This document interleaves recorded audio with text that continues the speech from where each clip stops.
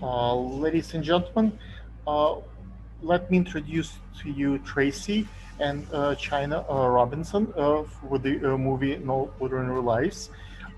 We are doing this over Skype, no, Zoom this time, right? Zoom. You ladies are in California and I'm in New York, correct? Where are the Actually, I'm in Texas. Texas? Okay, so that's the new way how Tribeca Film Festival runs upon, right? Hopefully, maybe next time we can see each other in person here in New York. But Absolutely. at this point, this is the best we can do. So let's make the best of it. You certainly have really good color and positioning for your film. I see the uh, like posters behind you, so that's pretty nice.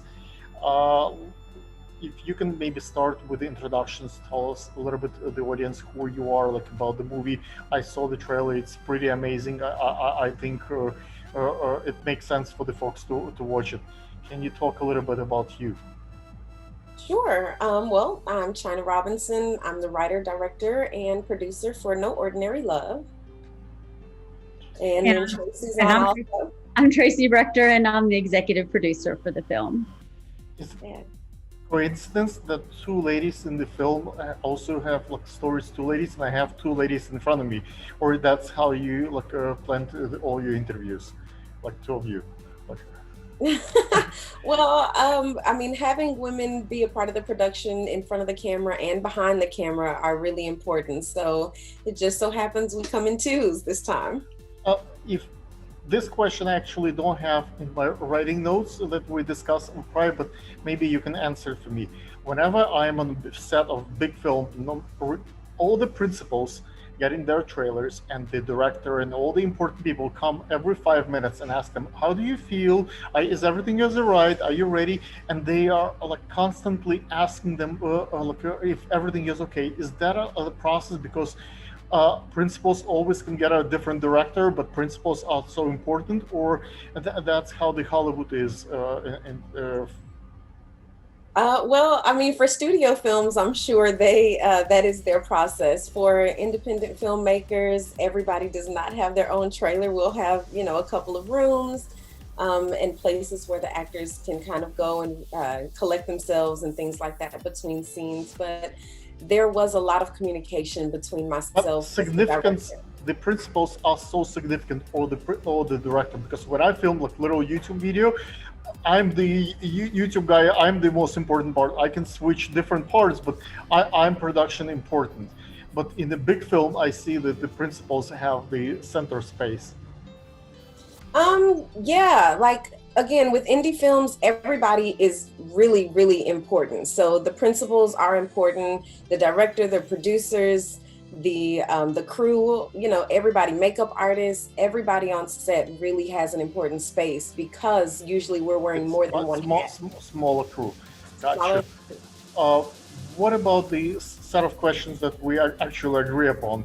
Uh, what announcements do you have for the film? Like, is there anything coming up with the film? Like, are you going to be in particular theaters? Like, are you quite excited about being on Amazon Prime? Like, which are the most significant distribution deals that you like, movement for the space for the film? Go ahead, China. China, Maybe do maybe she first. China, are you there? You want to answer him, or do you want? Yeah, can you hear me? yes, we Yeah, can yeah. hear you. Okay, great. Yeah, we're really excited for our release on June 15th. We will be releasing to streaming only. So Amazon Prime, Google Play, Apple iTunes, Apple Television, um, and several others, Microsoft Xbox, and several other online platforms. So we are excited. USA Today has named us one of the biggest summer movies. So we're ecstatic about our release. We're also releasing to the United Kingdom on iTunes, Amazon, Google Play, and Wow, Microsoft, and also Australia on iTunes, Google Play, and Microsoft. So we're excited about being an international release. that's amazing. Congratulations. That's certainly an honor. If I may ask one more question that's outside of questioning line that I asked you originally, but follow-up question to the answer you gave me. If, let's say, Steven Spielberg will watch a movie, if Donald Trump will watch your movie, what kind of message do you have for the significant people like known in the world? Like, is there a particular message for the people who like, play somewhat important role in the world politics in the film industry? You want to get that one, Tracy? Sure, I'll get that one. I think the main message we would like for someone that is in the film industry to see is to notice the significance of the story, that the script, how well written it is, that there was a lot of effort and thought put into it before it was written, a lot of research done and development of the characters, and that also hope they see the incredible performance, especially from our four main leads. They really showed up every single day, and independent filmmaking is difficult. It's not like the studio films where you only work maybe 8 hours a day. We're working 12, 14 hours a day, and we only have so much time to do a scene. They have to bring it every single time, and our four main actors did every day. Can you talk a little bit about maybe colors of the film, how you chose the particular color correction, like in editing? Can you talk maybe a little bit about movement? When I was watching the trailer, I saw certain ways how you position the camera, how you did the gimbal movement, how what inspired that kind of style of filming? Well, it was really a collaboration between myself and the director of photography. So there were some decisions made by myself, and some that were made by him, and some that we really had to talk through.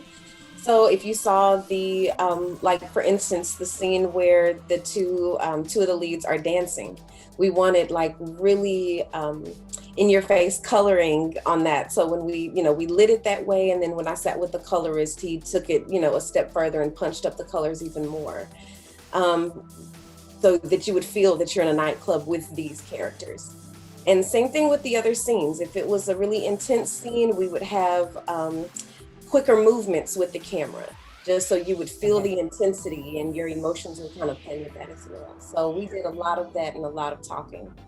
Is there any particular life hack advice that you can share maybe with inspiring filmmakers or the people who watch the film? Like, how do you get ready for that film? Do you want it to be watched in darker environment, or you want it to be watched like in a like with the folks? Because I see there is intensity in the like film as it progresses. So like, is there any particular best way to enjoy the film? I would say just like you enjoy any other film. So if you have a theater room and it's dark and you have the speakers loud, do that. If you're in your living room and and that's how you watch it on your television, or even in whatever your space is, you can enjoy it just like you enjoy any other movie. You might want to buckle your seatbelt because there are some intense moments. Yes. We've just been called the most intense thriller of 2021 as well. So definitely buckle your seatbelts. Is it, as one of the questions that we agree upon, I asked you if maybe you can tell me a funny story about movie, maybe a sad story, something that will resonate, like build empathy with the audience for the film. Is there anything that you would like to share about film? You know what? I don't know. There's so much. We had a lot of funny. Just pick one. Pick one. The one that comes to your mind. Tracy, do you have one right? I do. I put you on the spot.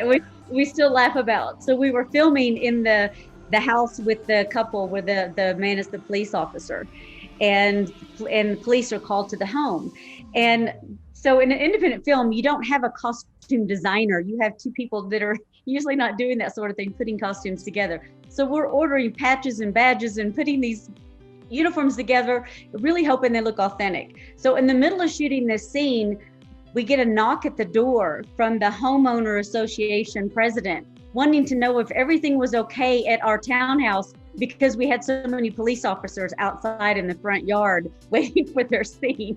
So the lady that helped me do the costumes, we were high-fiving because we felt like that was a confirmation that we nailed the police officer uniforms. Yes, I can certainly relate to it. I own a police uniform that took me a while to put together. Like I bought on eBay, I was buying the hat, I was buying the form, the different badges. So it's like such a thrill to see when people actually compliment you that how well it is, well put, because it's quite difficult assignment. Congratulations on that. That's certainly, if they've been fooled, probably the folks in the movie will actually believe that those are real uniforms, real police officers.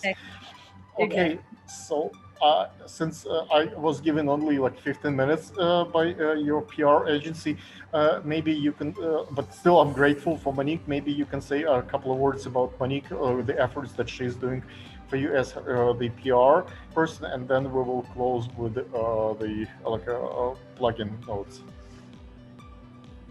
Yeah, well, Monique has been amazing with integrated PR. Yeah, definitely for indie filmmakers, she is working hard and pounding the pavement on our behalf. And so she's really been a pleasure to work with. I think one thing that really needs to be mentioned is COVID has been brutal on the film industry in so many ways. And it goes not just from the filmmaking, but I don't agree with you. Yeah. Go ahead, but I'll tell you my take on this. Well, even down to the film trade magazines and things like that. It's everyone is skeleton staff, and it's been so difficult. And so we're really grateful for everything that Monique is doing for us and really getting the word out and helping us spread the word about our impactful film. I'm a YouTuber in somewhat, right? And I find that my viewership went dramatically up during the COVID, and I think that it's much difficult for the big crew productions, like big films, when they need like a lot of background people. But when you film independent movies and you're capable to film it with a very small crew, I think it gives opportunity to kind of level the field for the smaller guys versus the big ones. So if you can actually film I've seen with like very few people, you can compete with the big guys. So it's not everybody been, and a lot of people watch online things now, much more than in the past. So COVID was difficult for everybody, of course, but I think I noticed during my interviews at Tribeca that some films actually thrived and got a lot of more attention that they wouldn't get a chance in the past without COVID. So somewhat good news for the independent filmmakers. Yeah, definitely. I think it depends on what stage you're at and what you're doing. When you're filming, absolutely. I think, at the stage where we are, where we're, not released yet and we're, getting publicity and all of that, I think that's where it comes in, where it's really hard because, staffs are smaller. COVID, wiped out a lot of the writing staffs at these different publications. So with us, with this particular film, that's what's been a little harder. I do agree that last year we probably got more press because there weren't many studio releases.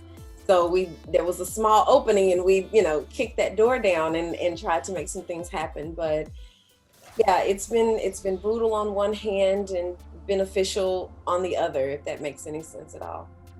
Let's do a plug-in a discussion of where folks can see the movie. What's the best opportunity for the people to look it up? What's the time schedule? Like if they look at it now, probably it's not available. We're still in Tribeca space, right? What's the for the general audience the options eventually to see?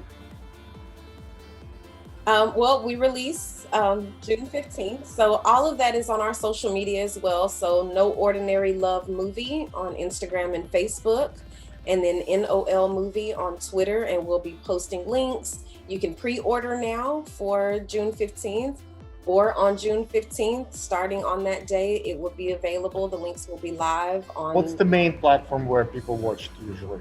What do you expect, like where it's going to be, like where the primary? I think the top platforms would be Amazon Prime, Apple, iTunes, Apple TV, Google Play. Amazon Prime #1. Gotcha. Yeah. Okay. Thank we you also so have much. A website. Our website is noordinarylovemovie.com. And we'll have all updates and information on the site too. Great. I would suggest lead with that one because Amazon takes quite a bit of my revenue when I put films on Amazon, and when you put a film on your website, you get basically to keep all the revenue for yourself. I think the only money that I lose is the merchant service, like when they process the credit cards. Otherwise, the whole revenue goes to the film producers, which is like a tremendous deal compared to Amazon. They have the viewership, they have those people watching, but they take quite a big cut. So the filmmakers, should, I think, deserve bigger percentage. But it is what it is. I agree. Yeah, we can argue with that. Yeah, yeah. Thank you. Thank you so much. And Thank you for talking to us today. Absolutely. Thanks for having us on.